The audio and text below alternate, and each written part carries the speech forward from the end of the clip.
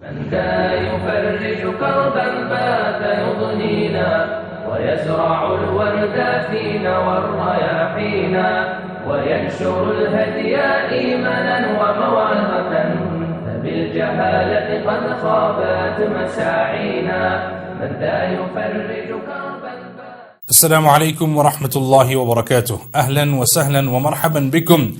Welcome to another edition of Friday Night Live with Maulana Sulaiman Rawat. Actually, it's the second edition. I mentioned during the first edition that we inshallah hope to embark on a very lengthy, long and prosperous journey of education, inspiration and enlightenment inshallah.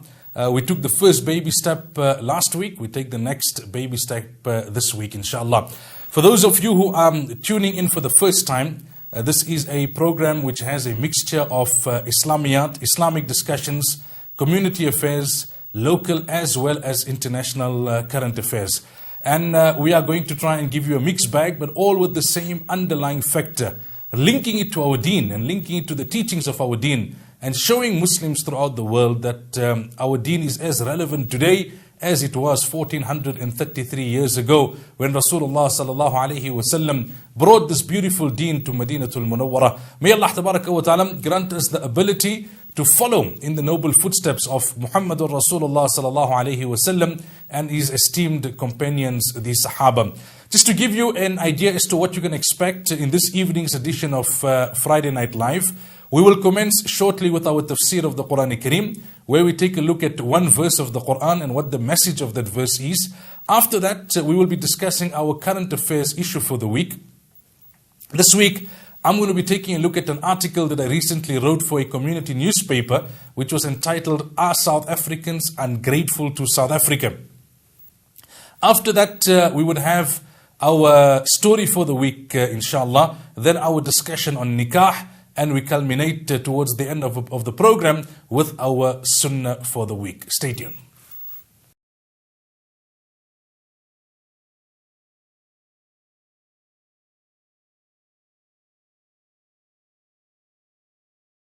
Welcome back to Friday Night with myself, Sulaiman Rawat.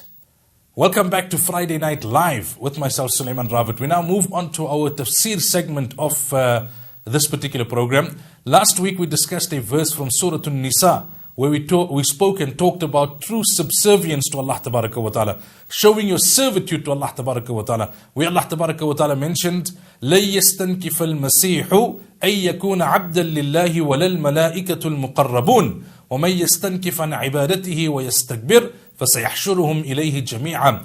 This was in reference to a Christian delegation who had come to Rasulullah sallallahu alaihi wasallam, and they had said to the Nabi of Allah that we feel insulted that you are criticizing our leader Isa ala nabiyina wa alayhi salatu wasalam. So the Nabi of Allah said, how do I insult you? How do I insult your leader? How am I criticizing my brother Isa alayhi salatu wasalam? So they said that you call him the servant of God and the prophet of God. You don't call him the son of God, and we find this insulting. And Allah Tabaraka wa Ta'ala revealed the verse to say that Isa alayhi salam himself does not find it insulting. He does not find it to be an insult when he is referred to as the servant of God. And we discussed the verses and we mentioned that we are all servants of Allah Tabaraka wa Ta'ala, and we should show our servitude in every aspect of our existence, in every aspect of our lives. We need to show our servitude to Allah Tabaraka wa Ta'ala. And we mentioned a few salient aspects and salient ways through which we can show servitude and abdiyat to Rasulullah, to Allah subhanahu wa ta'ala. And the one was through dua, because dua is mukhul ibadah, it is the essence of ibadah, because you totally humble yourself before Allah, acknowledging that you can do nothing without the assistance of Allah, and hence you ask of Allah. Acknowledging that no one can help you except Allah, and hence you asking Allah for help. Then we said, مَا أَصَابَكَ مِنْ حَسَنَةٍ فَمِنَ اللَّهِ وَمَا أَصَابَكَ مِنْ سَيِّئَةٍ فَمِنْ نَفْسِكَ. Whatever good you do, you attribute it to Allah and ask Allah to enhance it even further. And whatever evil you do, you attribute it to yourself and you ask Allah for forgiveness and you ask Allah to help you to abstain from that wrong in the future. And we also mentioned that the greatest way of showing servitude to Allah is to manifest the obedience of Allah in your actions. And we also made reference to Ibadur Rahman, the true slaves and the true servants of Allah Tabaraka wa Ta'ala, who Allah Tabaraka wa Ta'ala makes mention of in the 19th juz of the Quran Kareem. Today, inshallah, we are going to be discussing two verses from Surah Ma'idah with similar wording and a similar meaning. Actually, they are not two complete verses, but rather they are two sentences. In verse 2 of Surah Ma'idah, Allah Tabaraka wa Ta'ala mentions, وَلَا يَجْرِمَنَّكُمْ شَنَآنُ قَوْمٍ أَنْ صَدُّوكُمْ عَنِ الْمَسْجِدِ الْحَرَامِ أَنْ تَعْتَدُوا. Never let the enmity for a nation that prevented you from Masjid al-Haram provoke you to transgress. Allow me to give you the backdrop and to explain to you the Shani Nuzul as to what transpired here. When Nabi alayhi salatu wasalam in the 6th year after Hijrah went with the Sahaba to Hudaybiyah. Hudaybiyah was just meant to be a stop on a journey towards Makkah al-Mukarramah to perform Umrah.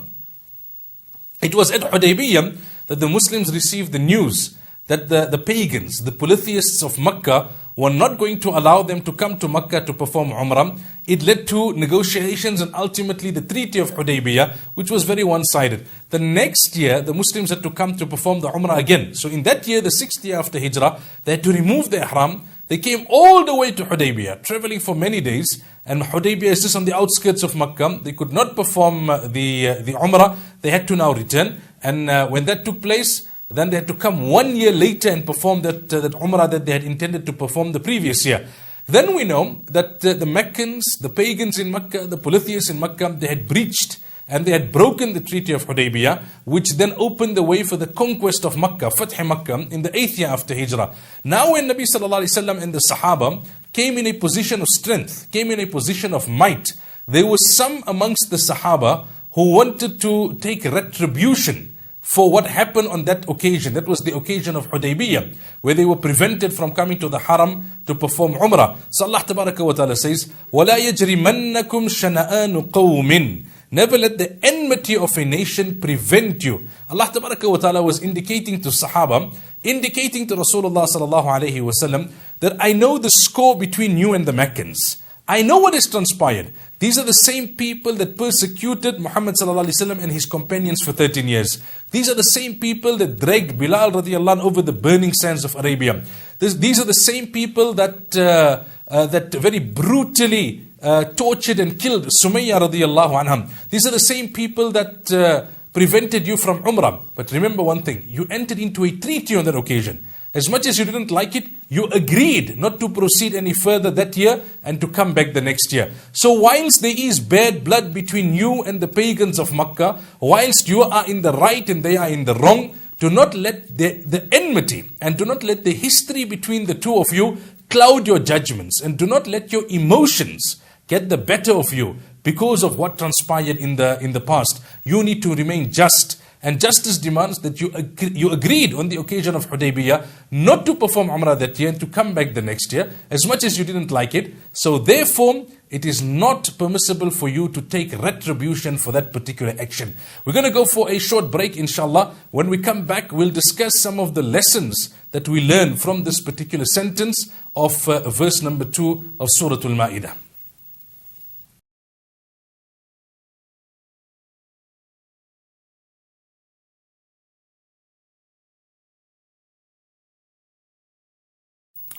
Welcome back to Friday Night Live. We continue with our Tafseer segment. Now we are discussing this sentence where Allah Tabaraka wa Ta'ala mentions, وَلَا يَجْرِمَنَّكُمْ شَنَآنُ قَوْمٍ أَنْ صَدُّوكُمْ عَنِ الْمَسْجِدِ الْحَرَامِ أَنْ تَعْتَدُوا. That those people with whom you have enmity and they prevented you from Masjid al-Haram, do not let that emotion get the better of you and cause you to transgress and cause you to overstep the limits. Now let's understand, let's put this into context and let's understand what had happened. What had happened was that the Muslims, the Sahaba, were prevented from entering Masjid al-Haram. They were not prevented from some money or some material issue or some worldly item. They were prevented from entering Masjid al-Haram. And this also by those people who had a long history of oppression, tyranny and injustice against the Sahaba. Yet even in those circumstances, Allah Tabaraka wa Ta'ala says, keep your emotions under control. Now let us analyze that aspect in our own lives. What do? If somebody tramps our toes, we say, I want to trample you. In retaliation, that person tramped your toes, you want to trample that person. That person made one negative statement about you, you want to run down that person's whole life. And you want to paint a bad picture of his whole existence. And if you really get into the mood, you want to run down his whole family as well. That's where your emotions get the better of you. You are not allowed to transgress.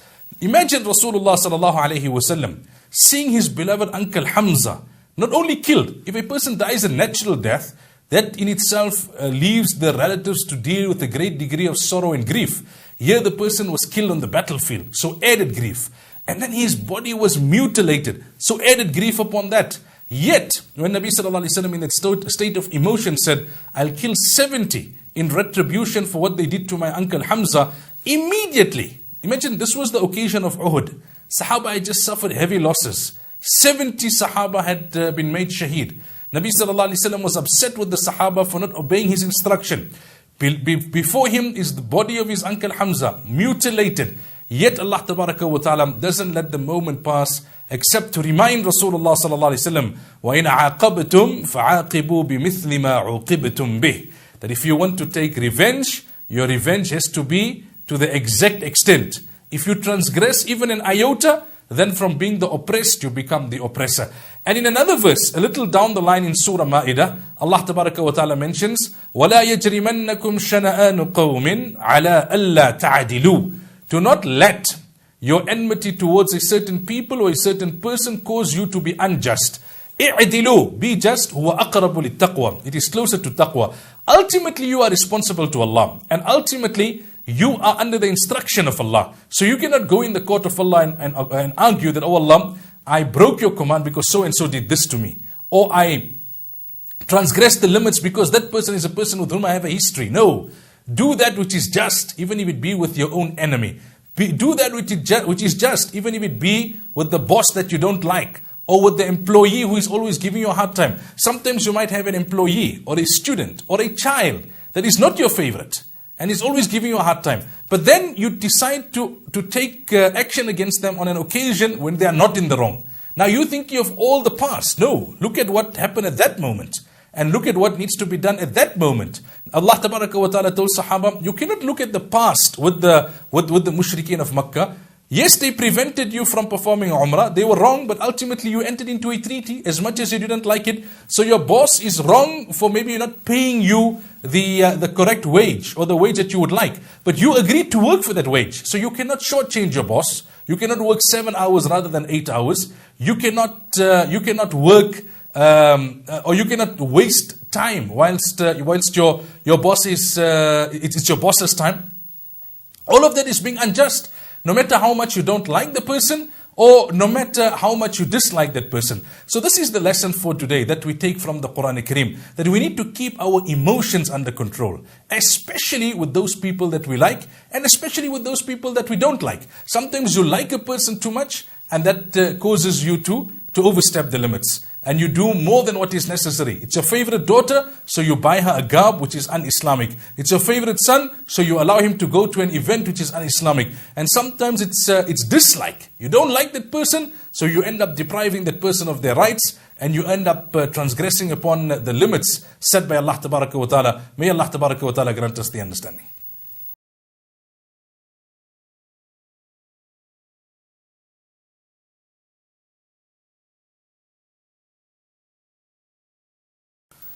Welcome back to Friday Night Live. You are watching ITV.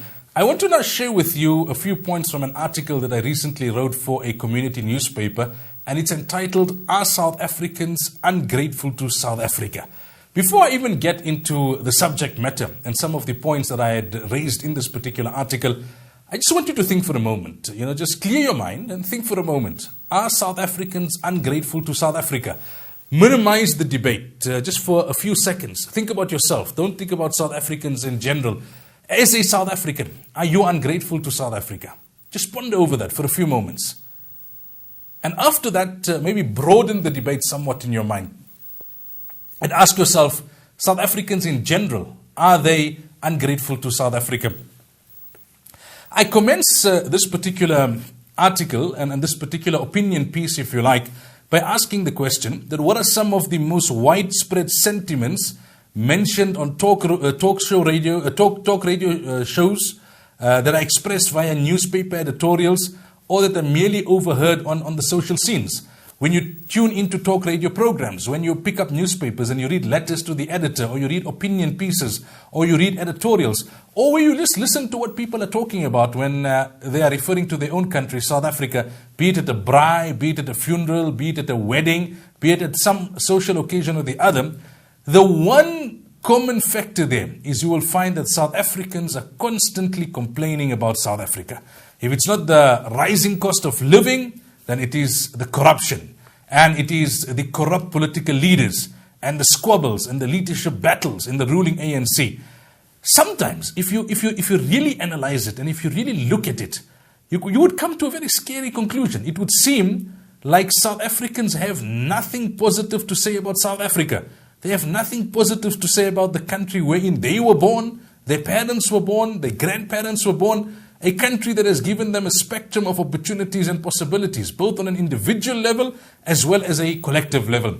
Now, as a Muslim, I remind myself all the time, and as Muslims out there, you also need to remind yourself. Allah Tabaraka wa Ta'ala mentions, وَكَذَلِكَ جَعَلْنَاكُمْ أُمَّةً وَسَطًا. We have made this ummah of Muhammad sallallahu alaihi wasallam an ummah of moderation, an ummah of balance. So what does that mean? It means that in all affairs you must take the middle path. In all affairs you must take the middle route. In all affairs you must look at both the positive and negative. You can't only look at the positive, and you can't only look at the negative. So when we talk about South Africa, we cannot only talk about the negative. We should talk about the positive as well. Now this prompted me in my breakfast drive time show on Radio Islam. It prompted me to ask a question to the listeners one morning recently, and I asked them, what is the one thing about South Africa that you would not change?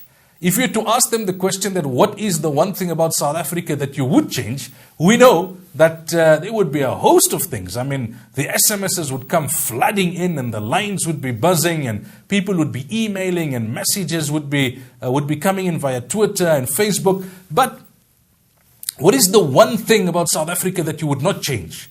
And when I asked that question, there seemed to be a silence, no response.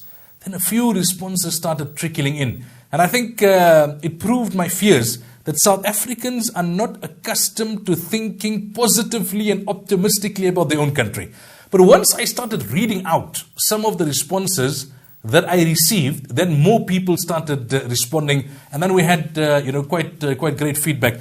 Let me take you through some of the major points which I picked up on and which I noted to this question. Some of the responses to this question, that what is the one thing in South Africa that you would not change? Somebody mentioned in South Africa, I would not want to change the weather. We don't have to deal with extreme weather. It's not like the snow of Canada, where people have to go and remove the snow from their driveways every morning, and where it harms the roads, and where you have to buy the special salt. And on the other hand, we don't have those desert-like summers where people are suffering from heat stroke. So the weather here in South Africa is very moderate, very balanced, beautiful, mashallah. The second thing they mentioned, that in South Africa, we don't need to contend with natural disasters. You don't have hurricanes and tornadoes like you would have in many other countries. You don't really have many earthquakes. You don't hear about that much flooding in South Africa. And then they also mentioned that in South Africa, from a Muslim's perspective, the variety of halal food. Travel internationally and then you will know. And you will realize how difficult it is. Many times you would travel internationally and you would really get frustrated looking for halal food. And then if you do find halal food, there isn't that variety. A trip here down to Fordsburg or even to Lenasia, and you're spoiled for variety when it comes to halal food. We are fortunate here in South Africa in terms of the religious freedom that we enjoy. People can go dressed exactly as I am dressed to work, and nobody will bother you. Nobody will victimize you. A woman can walk with hijab in a shopping center, and the majority of South Africans wouldn't be offended and wouldn't take offense. Look at what's happening in France. Look at what's happening in many European countries. We have our masajid. Nobody's objecting to the minarets. Nobody's objecting to the construction of masajid. Look at what's happening in many countries where they don't want the minarets to be constructed, where it's a huge, colossal battle to get permission to construct a masjid. To this extent, that Muslims who are a minority in this country, who would go to a shopping mall, and in the shopping mall, they would find salah facilities. Many times in the airport, you have a Jamaat Khana. These things are unprecedented in many of the so-called first world countries and the countries that have great reputations in terms of financial stability, political stability, lack of crime, etc. And then the freedom of speech in South Africa. People can write about the president in very negative ways, about the ruling party. They can talk what they want. We don't worry here in South Africa that, hey, if I talk about politics, nobody must overhear me. Maybe the police will come knock on my door late at night and lock me up, and my family will never hear about me, and I'll be put into some torture cell. We talk whatever we want. Maybe that sometimes is a freedom that needs to be restricted somewhat, but we don't have that fear. We don't have that worry. We can speak our mind. We can criticize openly. Somebody mentioned something very interesting. They said, in South Africa, domestic help is still affordable. If you go to many overseas countries, European countries, I've been to the UK, for example, Canada, for example, people live in very small homes, confined homes, restricted homes. They refer to them sometimes as the matchbox homes, simply because they don't have domestic help. And the women folk of the home need to do everything for themselves. And as a result, it becomes very difficult and it becomes very cumbersome. Now, after having had this discussion, one of the listeners sent me a very interesting email, and it was entitled, "What Makes South Africa Unique?" And it had, different points in different categories, from infrastructure to military to history to travel. I'll just run you through very quickly. I'll read out some of the more interesting points. They said South Africa is one of only a small group of countries where tap water is safe to drink. I don't need to come with bottled water. I can drink tap water and I don't need to fear any disease. South Africa is the second largest exporter of fruit in the world. South Africa generates 2/3 of Africa's electricity. While occupying 4% of Africa's landmass, South Africa boasts more than 50% of the cars, phones, automatic bank tellers, and industrial facilities on the continent. The Kruger National Park supports the greatest variety of wildlife species on the African continent. It is roughly the size of Wales and the state of Massachusetts in the USA, which makes it the 8th largest reserve in the world. South Africa is home to one of the world's 6 floral kingdoms. South Africa has 1/10, which is 23,200 of the world's flowering plants, of which nearly 19,000 are endemic, making it the richest region in the world in terms of species to area, 1.7 times richer even than Brazil. It is the only country in the world to contain one entire floral kingdom. South African grasslands have approximately 30 species per square kilometer, greater than the biodiversity of rainforests. And Table Mountain in Cape Town is believed to be one of the oldest mountains in the world. Standing at just over 1,000 meters, it dominates the city skyline, and it can be seen as far as 200 kilometers out to sea. So, I'm not for a moment suggesting that South Africa doesn't have serious challenges, serious issues to contend with. But I'm saying let's maintain a sense of balance. Let's be fair to our own country. Let's not be ungrateful. Let's not only discuss the negatives. And when we discuss the negatives, we discuss it in a way where we're merely just repeating and exaggerating the negatives. We're not discussing the negatives from a perspective as to how we can overcome those negatives or minimize those negatives.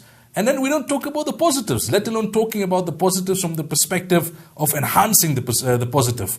And South Africa bashing by South Africans themselves has not only harmed our international reputation, but it has become a national pastime. We talk so negatively about South Africa that people have become fearful of visiting our country. They say you have a beautiful country. You have wonderful people there. You have great religious infrastructure. But hey, we don't want to visit that country. I've had guests come from the subcontinent who didn't want to sleep alone in one room, let alone one house. They wanted somebody to share the room with them. They would wake up on their first night in South Africa on their first visit, shaking, saying, we are hearing sounds, we are hearing shooting, because of the negative talk that we South Africans have perpetuated.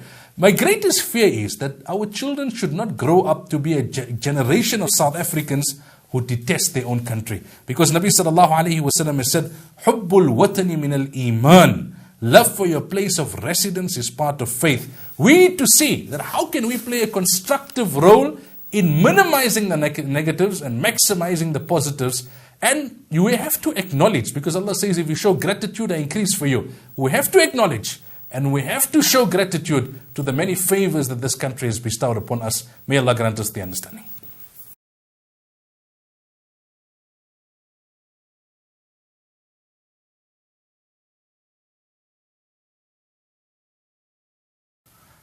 Welcome back to Friday Night Live. We now move on to our story for the week. During the time of Harun Rashid, there was a person known as Simak. And Simak noticed that Harun Rashid had a glass of water in his hands. And it is always the sign of the awliyaullah that they can take out examples from very simple and very basic things. So Simak said to him, Amir al-Mu'mineen, Harun Rashid was the Khalifa, he was the leader. If you were to be deprived of drinking water, would you be willing to give your whole kingdom just so that you would be able to drink water? So Harun Rashid said, obviously, drinking water is such a necessity. Water is the source of life. Water is required. Water is needed to quench a person's thirst. If water was absolutely scarce, and if water was definitely something that I would require, then I would be willing to give whatever wealth I have and whatever kingdom or kingship I have to be able to drink water. So then Simak said to him that, Harun, if you drank water and the water collected in your body and then you were incapable of urinating, you were unable of urinating, would you be willing to give your entire kingdom just for the ability to urinate? So again Harun Rashid said, yes, I would. So Simak then said to him, what is the worth of that kingdom that is less in value than a glass of water and a few drops of urine? And in this, there's a great lesson for us. Firstly, there are many bounties of Allah Tabaraka wa Ta'ala which we take for granted. Will you sell your eye for 1 billion rand? No, you won't. Unless you a few cents short upstairs, as they would say. Unless you have some mental deficiency. You wouldn't sell your eye for 1 million or for 1 billion. You wouldn't sell your leg for that value or more. So imagine that person who has 2 functioning eyes. That person who has a functioning body. That person who has functioning limbs, functioning organs. How grateful they ought to be to Allah Tabaraka wa Ta'ala. It's better than wealth. It's better than fame. It's better than position. It's better than power. It's better than this world and whatever it contains. You have so much of value in you, yet you don't realize it. That's why Nabi sallallahu alayhi wa sallam had said, Ni'matan. There are 2 bounties of Allah Tabaraka wa Ta'ala. Maghboonun fihima kathirun minan nas. The majority of people are in deception with regards to it. The first, as-sihha, good health. And the second, al-faragh, strength. Time. The first is as-sihha, good health and physical strength. And the second is al-faragh, time and opportunity. All of us have time. All of us have opportunity. Black, white, young, old, rich, poor, male, female. We have this physical strength, this ability to move, this ability to do things. These are priceless bounties of Allah Tabaraka wa Ta'ala. Let us not compromise those bounties by giving preference to dunya over deen, by giving preference to dunya over our health, by giving preference to material progress over our own well-being, personal well-being, mental well-being, emotional well-being, physical well-being, spiritual well-being. People tend to compromise all of these things just for a few coppers of this material world. Yes, we have to live in this world. We have to earn. We have to sustain ourselves. It is the instruction of Allah to earn, to sustain ourselves and to sustain our subordinates, but not at that price. Not at the price where you start compromising your emotional, your spiritual, your physical, and your mental well-being. May Allah Tabaraka wa Ta'ala grant us the understanding.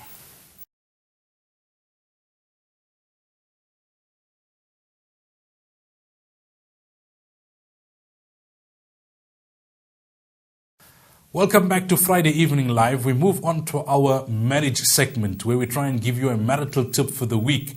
It's beneficial or will be beneficial inshallah for those who are newlyweds, for those who have been married for quite some time, and for those who aspire to get married one day. May Allah Tabaraka wa Ta'ala grant all those who are not married pious and good spouses inshallah. Because even as I mentioned last week, if you have been married for a very long time, there's always room for improvement. In the business, nobody says, I've made enough profit, or there's no need for me to improve my business any further. They're always looking to see where they can nip and tuck, where they can improve a little bit, where they can try and enhance a bit. So, in this aspect, in marriage, I gave the analogy last week. If the community is the brick wall, then the marriage is the cement. Once marriages start to fail, then weaknesses start to creep in between the bricks, and ultimately that wall collapses. And this is what we're seeing with all these social problems and difficulties that we have. We're losing the youth, we're losing an entire generation because marriages are collapsing. I mentioned last week as well that many times, in most cases, the experts will tell you, the teachers will tell you that if you find a student at school or at madrasa who is problematic, in most cases, when you investigate, it's attributed to that child coming from a broken home or coming from a home where there's turbulence in the marriage. So marriage is something which is integral, not only for the continuity of the human race and for the protection of modesty and chastity as moral concepts, but also for the greater good of the community. Now, we mentioned one point last week, and I'll just quickly recap and then we'll continue from there, inshallah. We mentioned last week that nikah is ibadah. Many times we don't realize this. And ibadah is something which has been classified as an act of worship by the Sharia. And if we understand that, we'll be more appreciative of nikah. We'll show more value to nikah. Sometimes we feel, I have to get married because I'm of age now, or because my parents are putting pressure, or because I've fallen in love with somebody. Now I need to halalize my relationship, or I need to legitimize my love or my strong feelings towards that particular person, so I get married. I need to get married because I want to have children. I need to get married because I want to move out of my parents' homes. Those are all reasons based on social trends and social pressures. For us as Muslims, when something is an ibadah, then we approach it with a different mindset altogether. For example, we know that salah is an ibadah. We approach it with a different mindset altogether. We know that fasting is an ibadah. We approach it with a different mindset altogether. Hajj, same story. So when you know that nikah is an ibadah, you will start to take it more seriously. The man will realize that I'm taking this woman into my guardianship after having taken the name of Allah, in the house of Allah. The woman will know that I am in the custodianship of this man and I'm going to be answerable to Allah on the day of Qiyamah.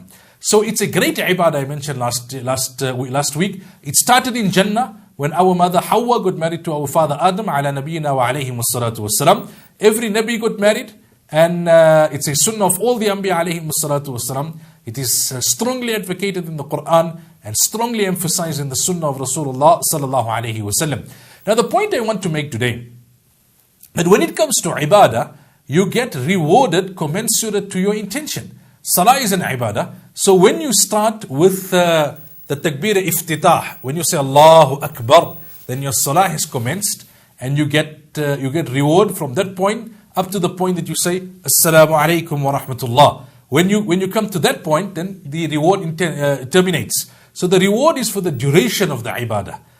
Now with nikah, the benefit is that duration runs for a much longer period of time.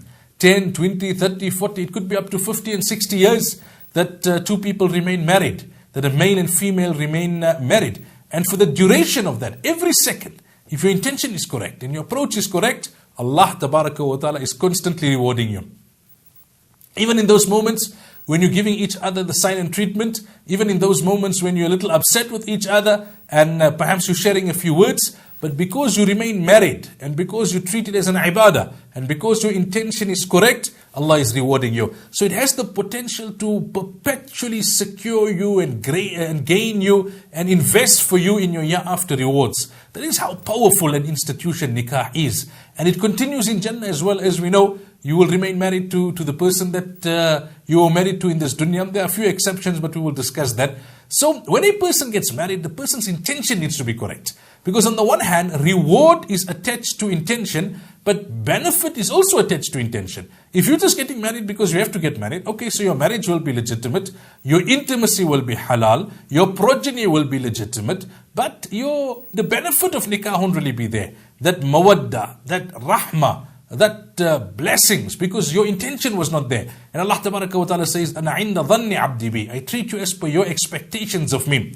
So what are some of the intentions that a believer would make? That this is a sunnah of every Nabi, hence I'm getting married. This is something which Allah has encouraged in the Quran, that's why I'm getting married. This is something which protects my modesty and chastity, that's why I'm getting married. This is an institution which makes my lineage halal, that's why I'm getting married. This is an institution that will allow me to procreate and to increase the number of the ummah of Rasulullah sallallahu alaihi wasallam, that's why I'm getting married. It will allow me an opportunity to make khidmah of my spouse. It will allow me the opportunity of bringing up children who will be the flag bearers of deen. And like that, the intentions and the niyat can continue. There is no shortage in the treasures of Allah. The more intentions you have, Allah will reward you for every one of those intentions separately, because there is no fear that Allah Ta'ala's treasures will diminish, or that Allah Ta'ala's treasures will come to an end. And when your intention is correct, then inshallah you'll see that things will flow smoothly in your marriage. That's why before a boy and girl get married, they need to be educated as to what the right intentions are and with what intentions they should be getting married. And also, even if you've been married for a long period of time, continuously and constantly renew your intentions so that you bring that barakah and you bring that blessing into your marriage. So 2 things we've discussed in the last 2 weeks. Nikah is an ibadah, treat it as such. And second, nikah gives you an opportunity to earn perpetual reward for a prolonged period of time. Because as long as you remain married, you remain in an act of ibadah. So make sure you have multiple intentions, strong intentions, correct intentions, so that the rewards will be multiple and the benefits will be also multiple, inshallah. May Allah grant us the understanding.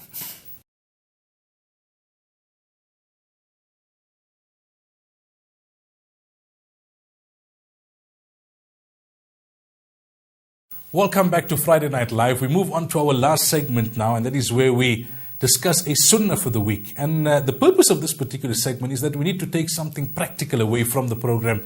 Discourses are many, talks are many, lectures are many, programs are many. You can tune in, you can be viewing, you can be watching. But in the end of the day, increase in knowledge and enhancement of knowledge has a particular purpose and a rationale behind it. And that is that it must lead to an increase and an enhancement in terms of amal. Ilm needs to lead to amal. And that's why I feel it imperative that we discuss a few sunnats or a sunnah every week. So we listen to this particular feature, myself included, and I speak on this particular feature with the intention that this sunnah we must implement for this week. And we must try and bring it into our lives. Because if you bring one sunnah into your life every week, do that for a few months, and see how much closer your life would come to the great sunnah of Rasulullah sallallahu alaihi wasallam. Today we are great at discussions, and we like to read, and we like to be very philosophical about everything. But we tend to be allergic to basics. And when people talk about basics, we think, well, they're talking about, very fundamental and simple things. But in reality, sometimes it's the simple things that work. Let me give you a very basic, straightforward analogy. Take a motor car. It can have the top of the range engine. It can have an engine with the capacity of a Formula 1 car. The engineers could have tweaked the design of the car and made it very unique, and the interior could be of a very high standard, and you could have a steering wheel that has multi-functions on it and a superb sound system and cameras installed to give you direction and GPS. But if you don't have fuel in that car's not going to move. It's a basic thing. It's a basic requirement. You cannot ignore the basics in your quest for enhancement, in your quest to look at the finer details. I'm not saying we shouldn't look at the finer details sometimes, but not at the expense of the basics. And here, when we are discussing sunnats, last week we discussed a very basic sunnah. And when I say basic, I use this word very reservedly, because in a true sense, no sunnah of Rasulullah sallallahu alaihi wasallam could be termed as basic. Every sunnah of Rasulullah sallallahu alaihi wasallam is great. But I'm talking about a basic sunnah in comparison to other sunnah which perhaps are not as well known, or perhaps are not so often discussed. And yesterday we spoke about washing the hands, or last week rather, we spoke about washing the hands before and after the meals. And we discussed the narration of Abdullah bin Abbas radiallahu anhuma that Nabi sallallahu alayhi wa sallam had said, washing the hands before and after meals repels poverty, and it is the sunnah of all the Anbiya. And I mentioned last week that we're living in the period which is post a recession. People are talking about financial crisis, rising cost of electricity, e-tolls, the petrol price is skyrocketing. But at the end of the day, barakah comes from Allah. Rizq and sustenance comes from Allah. We may not understand the link. There are many things in our deen which are ma wara'ul aql, which are beyond human comprehension but are not illogical. The human intellect is created by Allah, and it has been given a certain capacity. A great capacity in comparison to the other creations of Allah, but a limited capacity nonetheless. And Allah has unlimited capacity. So many of the actions of Allah we cannot understand. So what's the link between washing the hands and barakah in your sustenance? We don't know. And there's no need for us to know, because your entire life cannot be spent searching for answers as to why is this like that and why is that like this. No. You have to show a degree of submission. And that's the meaning of Islam. Islam means to submit. Once you submit to the greatness of Allah, you know that there definitely must be a link. When the doctor gives you a tablet, you don't ask the doctor 2002 questions. So how will this tablet now benefit me? How will it go through my body? What will it give off? Will it go into my bloodstream? Will it take so many hours? Will it take so many days? You have confidence in the doctor. When the doctor, after having analyzed you and after having diagnosed you, says take this tablet, you have confidence in the doctor, in his abilities. So we have confidence in the statements of Rasulullah sallallahu alaihi wasallam. If the Nabi of Allah told us that by washing your hands it grants you barakah, then this is a sunnah of Rasulullah sallallahu alaihi wasallam we need to implement. There is another sunnah, another hadith also about the benefits of washing the hands, that it brings barakah into your life. So it repels poverty, it brings barakah. The third, we said washing the hands before meals. One hadith says it repels poverty, and washing it after the meals repels insanity. Then we said it causes a person to oppose shaitan. It grants you the courage to be able to stand up to the temptations of shaitan. The simple action of washing your hands. Today we might go into a restaurant and you feel, hey, you know what, I must go all the way to the washroom and wash my hands. But this is a sunnah of Rasulullah sallallahu alaihi wasallam. In the winter months we might feel it's a bit cold, but when we fulfill the sunnah of Rasulullah sallallahu alaihi wasallam, Allah will grant us barakah in our sustenance. So that's the sunnah that we discussed last week. The sunnah that we want to discuss this week is about reciting Bismillah before the meals. Today, people have many health problems, and health problems are as a result of them not eating correctly, or of the food not fulfilling its particular function within the body. Now look at the hadith of Rasulullah sallallahu alaihi wasallam. Recite the name of Allah when beginning to eat, and eat from that which is directly before you. Eat from that which is directly before you. Don't move your hand in the plate unless you have a variety of dishes in the plate. Maybe you have a braai, so you've got your meat there, then you've got your coleslaw there, and then you've got your potato salad there, and then you've got your corn salad there, and then you've got some chutney. So then if you're moving around because there's a variety of different dishes on that one particular plate, that's understood. But if you've got one dish, you've got rice, or you've got some curry, then eat from what is before you. Nabi sallallahu alaihi wasallam taught his stepson, Ya ghulam sammillah ta'ala, that, oh young man, take the name of Allah before you eat. وَكُلْ بِيَمِينِكَ, eat with your right hand. وَكُلْ مِمَّا يَلِيكَ, start with that which is right in front of you. Start with that which is before you. So Bismillahir Rahmanir Rahim brings barakah to the food. Otherwise the devil participates. Now what is the meaning of barakah? Barakah means in this context that it will fulfill the purpose for which you are eating it. It will grant your body the requisite strength. It will grant it the nourishment. It will grant you spiritual strength. You see, many of us, we suffer from spiritual diseases because we're not eating the right types of food, and we are eating food which is contaminated, or we are eating food which is purchased with earnings which are contaminated. And this is then compromising our spiritual strength. Now, there's one hadith when it is mentioned that if a person enters his home and takes the name of Allah, and partakes of his meal and takes the name of Allah, then the devil says to his companions, we don't have a sleeping place tonight and there's no food for us tonight. So when you take the name of Allah before eating, you're excluding the devil from your meal. When you enter your home, you're excluding the devil from the scenario. People have marital problems, they have problems with their children, they have problems in the house. Make salam when you enter the house, take the name of Allah when you enter the house. Then see the barakah, then see the blessings. There's a famous hadith, Nabi sallallahu alaihi wasallam was eating with the Sahaba. They read Bismillah and they ate. And they could see that the food was not getting finished quickly. It was lasting. Sahaba were eating to their fill and the food was remaining. And then one Sahabi joined. He forgot to read Bismillah and the food started to disappear very quickly off the plate. And the Nabi of Allah said, now the devil is partaking. But if you read Bismillah, once you remember, before the end of the meal, then once again Allah Tabaraka wa Ta'ala removes the devil from the equation. So this is a sunnah which is in many ways forgotten. Read Bismillah a little aloud when you're on the table, so you remind everybody else to read Bismillah. Instruct your children, read Bismillah before you eat. Instruct them to read the dua after eating. Alhamdulillahi alladhi at'amana wa saqana wa ja'alana muslimin. Because here also is the beauty of Islam. Why all these sunnats? Why all these practices? Because at every juncture you're acknowledging Allah. By saying Bismillahir Rahmanir Rahim before eating, what are we saying? We are saying, oh Allah, it is only you who have made it possible for us to earn the sustenance which gave us the wealth to purchase this food. Oh Allah, it is only you who made it possible for this food to grow in the ground and for the food to be before us today. Oh Allah, it's only you who granted us this intelligence which enabled us to cook the food. Oh Allah, it is only you who granted us the ability to be able to swallow the food, to be able to digest the food, to be able to utilize the food to be of benefit to our body. So that Bismillah is a huge acknowledgement before we eat the meal, and therefore it results in a lot of barakah and a lot of blessings. May Allah Tabaraka wa Ta'ala grant us the ability of making amal. May Allah Tabaraka wa Ta'ala accept this humble effort. May Allah grant the speaker as well as the viewers out there the tawfiq of making amal. Forgive our deficiencies and grant us the ability to continue to inspire and educate us, educate one another, inshallah.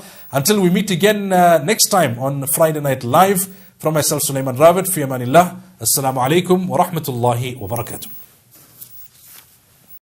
من ذا يفرج كربا بات يضنينا ويزرع الورد فينا والرياحينا وينشر الهدي إيمانا وموعظة فبالجهالة قد خابت مساعينا من ذا يفرج